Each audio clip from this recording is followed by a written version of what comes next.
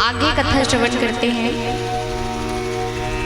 मनु महाराज के दूसरे पुत्र प्रियव्रत की।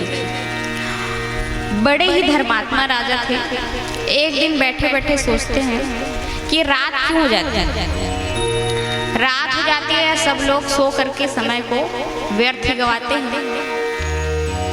तो एक रथ का सृजन करते हैं कि रात को मैं ही नहीं दूंगा, और पृथ्वी की 7 परिक्रमा करते हैं, जिसके कारण 7 दिन तक और 7 दिन रात तक रात होता ही नहीं। ब्रह्मा जी घबराते हैं, आकर के कहते हैं कि ये क्या कर रहे हो, दिन और रात दोनों की अपनी अपनी विशेषता है, योग्यता है।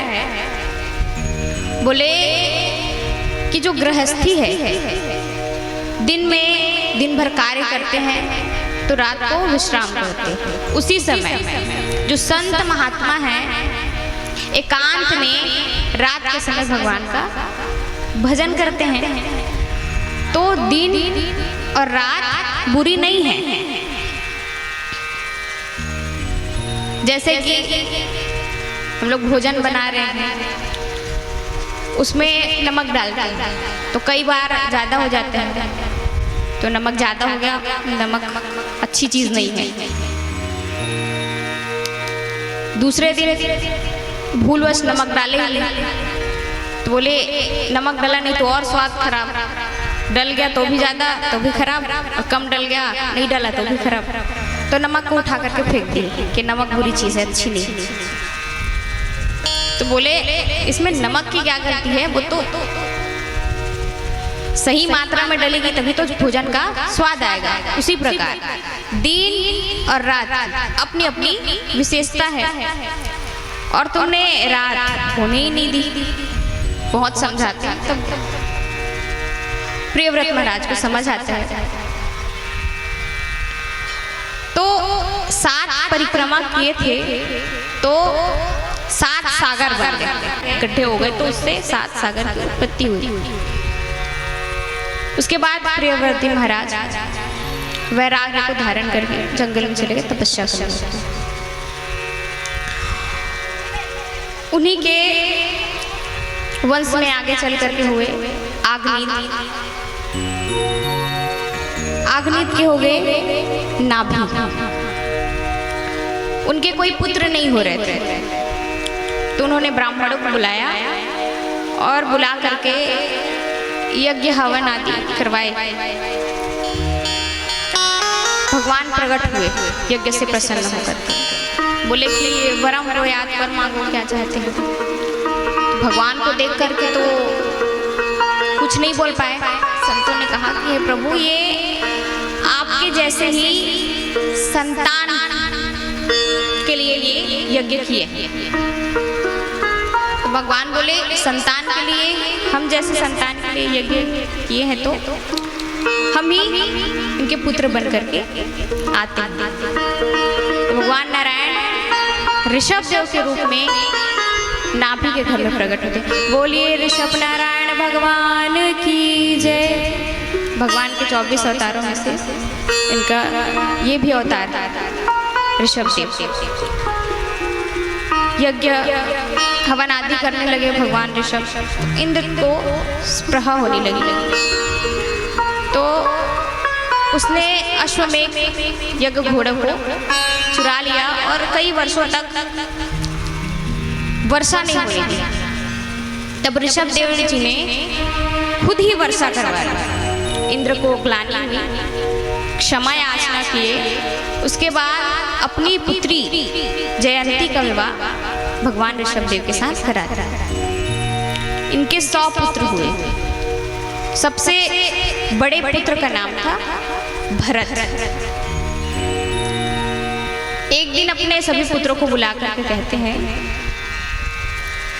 कि हे पुत्र, कोई भी सगे संबंधी है, कोई भी है, अगर भगवत मार्ग में जाने से तुम्हें रोक रहा है तो सगे संबंधी नहीं है, वो शत्रु है। और कोई जिसको तुम नहीं जानते वो अगर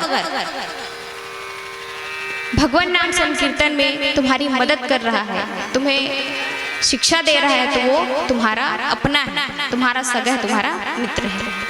बहुत ही सुंदर उपदेश देते हैं और चले जाते हैं जंगल में। जंगल में जाकर के बिना वस्त्र के ऐसे घूमने लगते हैं। इतने दिव्य हो जाते हैं भगवान ऋषभदेव कि 8 सिद्धियां प्रकट होकर के उनसे प्रार्थना करती है कि हमें अपना लो।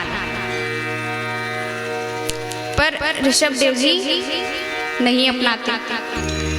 परीक्षित जी पूछते हैं कि सिद्धियों के लिए तो हर मनुष्य कितने प्रयत्न कर रहा है कि मुझे इस चीज की सिद्धि मिल जाए, तो फिर ऋषभदेव जी ने ऐसा क्यों नहीं किया?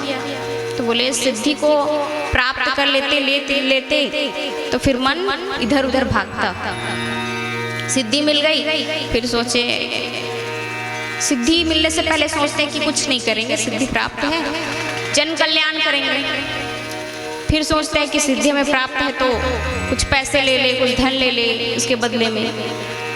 तो ऐसे ही मन भटकेगा सोच करके ऋषभदेव जी ने सिद्धियों को ठुकरा दिया।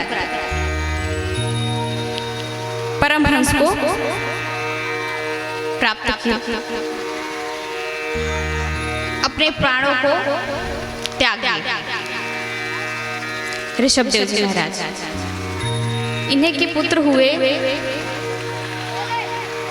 भरत जी महाराज। वो बड़े ही धर्मात्मा थे भरत जी महाराज। बड़े थे तो राज्यपाट संभाले और उसके पास अब सोचे कि अब मैं वैराग्य धारण करूंगा, वन में जाकर के भगवान का ध्यान करूंगा, भजन करूंगा, रोज इतनी माला जपूंगा। ये सोच करके जंगल में चले गए और गए गंडकी नदी के किनारे भगवान का ध्यान करने लगे, जप करने लगे। उसी समय देखा कि एक मृग जो गर्भवती है और एक सिंह उसको मारने के लिए उसके पीछे पीछे दौड़ रहा है। अब जो मृग है वो गर्भवती थी, तो सिंह के डर से उसने क्या किया, नदी में छलांग लगाया। और नदी में छलांग जैसे ही लगाया उसको उसका पुत्र हो गया मृग का। अब जो उनकी माता थी मृगी, वो उनकी मृत्यु हो गई। अब भरत जी ने देखा कि छोटा सा नन्हा सा बालक है, इसकी मृत्यु ना हो जाए, तो उसको नदी से निकालते हैं, उसको सुंदर पोंछते, उसको भोजन कराते हैं। जीव मात्र पर दया करना अच्छी बात है, पर उससे मोह हो जाना ये अच्छी बात नहीं। पर भरत जी महाराज को उनसे, उस मृग से मोह हो गया। अपनी कुटिया में ले गए कि छोटा सा है, कोई हिंसक जीव इसको खा ना जाए, ये सोच करके अपनी कुटिया में ले गए। अब वो छोटी सी मृगी इधर उधर खेलती, तो उनके भजन में, उनके जप में विघ्न होने लगा। अगर भरत जी थोड़ा सा चिल्ला देते तो चुपचाप से बैठ जाती। फिर दया आने लगी, माता तो है नहीं, मैं बस इसका। तो अब ऐसा दिन आ गया कि भजन करना भी बंद कर दिया भरत जी। अब एक उस जंगल में मृगों का झुंड आया, और जैसे ही मृगों का झुंड आया तो उस मृग ने देखा, तो उस मृगों के झुंड के साथ वो भी चली गई। अब भरत जी इतने मोहित हो गए थे उस मृग में कि विलाप करने लगे कि कहाँ चली गई, जंगल जंगल वन वन ढूंढने लगे कि कहाँ चली गई मृगी, कहाँ चली गई, कहीं मिली नहीं। तो अंत में अपने प्राणों का त्याग कर दिया। तो कहते हैं अंते यामति सागति, अंत समय में हम जो सोचते हैं वही रूप धारण करके आते हैं, वही शरीर हमें प्राप्त होता है। तो मृग को याद करते करते मृत्यु हुई थी, तो पूर्व में मृग का ही रूप धारण करके भरत जी का जन्म हुआ। पर भजन इतना किए थे कि मृग देह में भी उनको सब याद आ गया। तो अब क्या करते, सब जितने भी उनके झुंड में और मृग थे तो वो बढ़िया भोजन करते, पानी पीते, पर वो कुछ नहीं खाते पीते। और एक दिन जंगल में आग लगी तो सारे मृग भाग गए, पर भरत जी जो मृग के रूप में थे वो उनकी मृत्यु हो गई। भगवान की कृपा से इस बार फिर उनका जन्म हुआ एक ब्राह्मण के घर में, अंगिरा गोत्रीय ब्राह्मण के घर में उनका जन्म हुआ, और भाई थे उनके। तो भरत जी महाराज सबसे छोटे, उनके पिता ने सबको ब्राह्मण का कार्यभार दिया कि पूजा करना सिखाया। भरत जी महाराज कुछ नहीं करते। उनके पिता ने कहा कि चलो पूजा करने, भगवान का ध्यान करो, पूजा करवाओ। तो भरत जी महाराज सोचे कि अगर मैं आज सत्यनारायण की कथा करवाने लगा तो कल मुझे कहेंगे विवाह पढ़ो, उसके बाद मेरा विवाह करा देंगे, तो मैं इस सब झंझट में पड़ने वाला नहीं। तो पागल की तरह करने लगे। तो उनके पिता ने उनका नाम रख दिया जड़ भरत। कहते हैं कि अगर हम इस संसार में नहीं रहेंगे ना, इस संसार के कार्य में नहीं रहेंगे तो कोई हमें पूछने वाला नहीं होगा। माता पिता की मृत्यु हो गई, अब जड़ भरत है तो उनसे विवाह कौन करे? मूर्ख, जड़ का अर्थ होता है मूर्ख। तो मूर्ख व्यक्ति से कौन विवाह करे? तो विवाह भी नहीं हुआ। अब भाई तो है तो भाई से थोड़ा बहुत प्रेम है तो भाई उनको भोजन दे देते। अब उनकी भाभियाँ कहने लगी कि पड़ा पड़ा दिन भर खाता है, कम से कम खेत ले जाओ इसको और कुछ काम करेगा। तो उनको खेत लेकर के गए कि आप ये काम करो। तो बोले कि इस जमीन को खोदो। तो भरत जी ने क्या किया, इतना जमीन खोदे, कुआं बना दिया। अपने आप को पागल सिद्ध करने में तुले थे कि अगर मैं इनके बोले अनुसार काम करूंगा तो मैं गृहस्थी में फंस जाऊंगा। तो अब जड़ भरत जी को बोले कि जाओ तुम एक काम करो, खेत में जो कुटिया बनी हुई है वहां पर बैठ जाओ। और उस खेत में लगा था मक्का। मक्का किसे बोलते हैं आप सब लोग जानते होंगे, भुट्टा हमारे छत्तीसगढ़ी भाषा में। तो लगा था। अब कुछ सब चिड़िया आए, उनको भगाने का काम दिया जड़ भरत जी को कि अगर चिड़िया आए तो उनको भगाना। और चले गए उनके भाई लोग अपने घर। अब एक दिन बहुत सारी चिड़िया उड़ करके आई और मक्के के दाने को खाने लगी। जड़ भरत जी महाराज भगाने के बजाय कहने लगे, राम जी की चिड़िया, राम जी का खेत, खा ले चिड़िया भर भर पेट। सबको और बुला बुला करके खिलाने लगे कि खाओ खाओ खाओ। उनके भाई इतने परेशान हो गए, आकर के देखे कि सारी खेत पूरा विध्वंस हो गया है, तो उसको घर से निकाल दिया। जा करके नदी के किनारे बैठे थे। अब एक डकैतों का राजा, उसने भद्रकाली मैया से प्रार्थना की थी कि हे माता, अगर मुझे पुत्र रत्न की प्राप्ति होगी तो मैं आपको नर बलि दूंगा। तो कृपा हुई, पुत्र हुआ उनका। तब अपने सेवकों से कहते हैं जाओ किसी को पकड़ के लाओ, नर बलि देंगे। तो जड़ भरत जी बड़े हिष्ट पुष्ट बैठे थे नदी के किनारे। उनके सेवक गए और जाकर के उनको पकड़ के लाए, उनको बढ़िया नहलाया, भोजन कराया, सुंदर वस्त्र पहनाए। उसके बाद बलि देने लगे। जड़ भरत जी बोले ये क्या कर रहे हो महाराज? तो बोले जैसे अभी प्रेम से सब कुछ पा रहे थे ये भी पाओ। जैसे ही बलि देने लगे माता भद्रकाली प्रकट हो गई और भद्रकाली प्रकट होकर के जितने भी डकैत थे सबको मार दी। जड़ भरत जी जीवित हैं, सब मरे पड़े। फिर भी जड़ भरत जी एक बार भी माता भवानी को प्रणाम नहीं करते कि हे माता, आपकी वजह से मैं आज जीवित हूँ। ये सोचते हैं कि अभी मेरी आयु बची है, इसीलिए मैं जीवित हूँ। चुपचाप कुछ करके फिर आ करके फिर नदी के किनारे बैठ गए।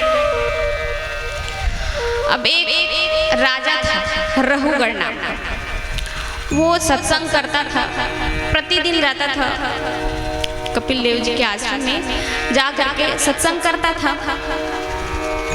तो पालकी में जाता था, तो 4 कहार पालकी ढोते हुए जाते थे। अब एक दिन एक कहार बीमार पड़ गया, तो और जो कहार थे उन्होंने कहा कि महाराज एक कहार बीमार पड़ गया है, क्या किया जाए? तो बोले ये पूरा राज्य हमारा है, किसी को भी पकड़ करके ले आओ, वो पालकी ढोएगा। गए जड़ भरत जी के पास, बोले चलो हमारे महाराज ने याद किया है, तो आ गए चुपचाप। पालकी को पकड़े। पालकी ढोने वाले की गति कैसी होती है, वो जल्दी जल्दी चलते हैं। और संत का स्वभाव होता है कि वो नीचे जमीन में देख करके चलते हैं कि कोई कीट पतंग, कोई चींटी ऐसी हो जिससे मेरे पैरों से लग के उसकी मृत्यु ना हो जाए। जड़ भरत जी एकदम हिष्ट पुष्ट और धीरे धीरे चल रहे थे। तो पहले तो रहूगढ़ ने कहा कि ये क्या कर रहे हो, क्या मर मर के चल रहे हो? और जो कहार वार थे उन्होंने कहा कि राजन, ये जो अभी अभी नया लगा है ना, वही ऐसे मर मर के चल रहा है, हम क्या कर सकते हैं? तो पालकी से देखते हैं तो हिष्ट पुष्ट शरीर भरत जी का। तो बोले अच्छा ये दुबला पतला सा, पहले तो व्यंग करने लगे, ये दुबला पतला सा, अभी तुम लोग तो अभी अभी लगे हो, ये कब से लगा है, थक गया होगा बेचारा, इसीलिए मर मर के चल रहे हैं। व्यंग करने लगे। अब चलते चलते भरत जी को कुछ चींटी दिखाई देने लगी, तो मेरे पैर में न लग जाए सोच करके कूद दिए। तो अगर कहार वाला कूदेगा तो पालकी में बैठा है उसकी क्या दशा होगी? सिर में लगा जोर से। रहूगढ़ बड़े ही क्रोधित में बोला कि ये क्या कर रहे हो, एक तो मर मर के चल रहे हो, ऊपर से लगा रहे हो। उनके जो कहार वार थे उन्होंने कहा नहीं महाराज, क्रोध से डरते थे कि राजा है, मृत्यु दंड ना दे दे, तो ये हम नहीं कर रहे हैं। ये जो अभी नया नया लगा है, एक तो मर मर के चल रहा है, ऊपर से कूद कूद के चल रहा है, हमारी गलती नहीं है इसमें, ये जो अभी अभी लगा है उसकी गलती है। और व्यंग करने लगे। मैं जान गया कि तुम ये सब क्यों कर रहे हो, कि मुझे यहाँ से भार मुक्त कर दे, छोड़ दे मुझे, मैं ऐसा नहीं करने वाला। तुम्हारा ये हश्र करूंगा जो यमराज पापियों की करते हैं। तो आज जड़ भरत जी सोचे कि एक तो ये संत है, संत के पास सत्संग करने जा रहे हैं, और मुझे अब शब्द बोल रहे हैं, और मुझे अब शब्द बोल रहा है तो ये नरक में जाएगा।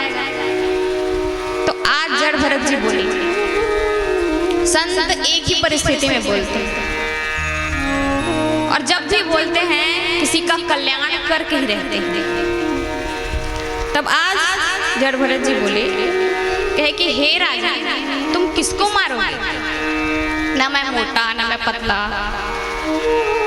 ना मेरे ऊपर कोई भार, और ना मुझे कोई भार का कष्ट, तो तुम किसे मारोगे? अब जो राजा रहूगढ़ था उसने सोचा कि मैं तो इसे पागल समझ रहा था, ये तो बड़ी दिव्य बातें कर रहा है।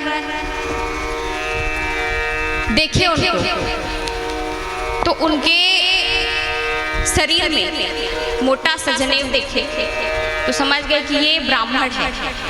उतर करके बोले कि हे ब्राह्मण देवता, मुझे क्षमा कर दीजिए, मैं इंद्र से भी लड़ सकता हूँ, कालों के काल महाकाल से भी मैं 2-2 हाथ कर सकता हूँ, युद्ध कर सकता हूँ, पर मुझे ब्राह्मण की क्रोधाग्नि से बड़ा डर लगता है महाराज।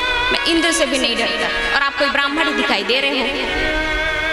तो बोले हाँ राजन, है तो ब्राह्मण, पर जैसा तुम सोच रहे हो वैसे ब्राह्मण नहीं। क्या पूछना चाहते हो पूछो। तब राजा रघुगढ़ पूछते हैं कि आपने कहा कि ना मैं मोटा, ना मैं पतला, ना मेरे ऊपर कोई भार और ना ही मुझे कोई भार का कष्ट। तो चलो ये सब देह के नाते मैं आपको, मेरी दृष्टि से देखा जाए तो कष्ट तो होना चाहिए। तो बोले कैसे?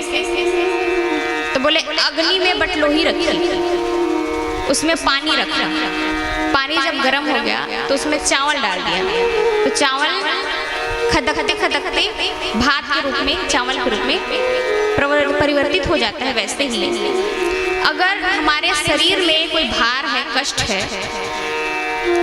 तो क्या इसके अंदर आत्मा विद्यमान है, उसको कष्ट नहीं होगा महाराज? मेरी दृष्टि से देखा जाए तो कष्ट तो होना चाहिए। जड़ भरत जी कहे कि राजा हो तो तुम महामूर्ख, पर संतों के साथ रह रह करके ना बातें अच्छी करना सीख गए।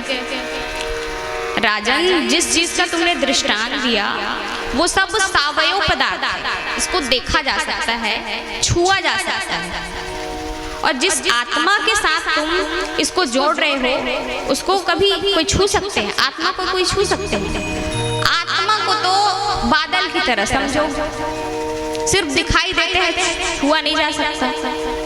तो तुम जिसके साथ इसे बोल रहे हो कि आग रखी बटलोही रखी तो खदकते खदकते भाग बन जाएगा, तो ऐसा आत्मा के साथ नहीं हो सकता, क्योंकि ये निर्वयव तत्व है, सावयव पदार्थ है जिसको छुआ जाता है। पर आत्मा निर्वयव तत्व है, निर्वयव पदार्थ है जिसको हम छू नहीं सकते। तो ये जो कष्ट होता है वो किसे होता है? तो बोले हमारी जो बुद्धि है, इसे हमारी मन है, उसको ये कष्ट होता है। एक दृष्टांत से मैं आपको समझाऊं। कहते हैं कि अभी आप लोग इतने लोग बैठे और अगर ये मंच पूरा भर गया, कहीं जगह नहीं होती, तो कोई पीछे से आते और आप उसको भी देख रहे हो कि वो आ रहा है। अब वो जगह देख रहे हैं, कहीं जगह मिल जाती है तो मैं जा करके सामने ही मैं बैठूंगा, पीछे बैठूंगा, सामने ही जगह ढूंढूंगा। आप भी उसको देख रहे हो कि वो आ रहा है, हमारी जगह पे ना बैठ जाए, मस्त पैर वैर फैलाए बैठ गए, और फिर भी आ करके धम से बैठ ही गया। तो दो चार बातें उसको बोल दोगे कि पीछे आते हो, पीछे नहीं बैठते हो, सामने में बैठो, जाओ पीछे। फिर भी वो बहरा बहरा चुपचाप बैठ गया।